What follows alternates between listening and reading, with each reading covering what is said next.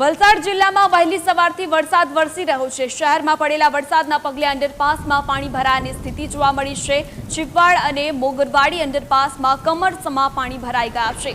અંડરપાસમાં પાણી ભરાતા વાહન વ્યવહાર પણ બંધ થયો છે। અંડરપાસમાં પાણી ભરાતા પોલીસ બેરિકેડ મૂક્યા છે અને ચીપવાડ અંડરપાસમાં છોટા હાથી ટેમ્પો ફસાયો છે।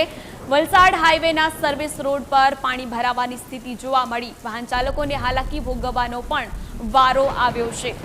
वहीं घूंटणसमा पाणी भराता वाहन चालकों ने हालाकी पड़ी रही है।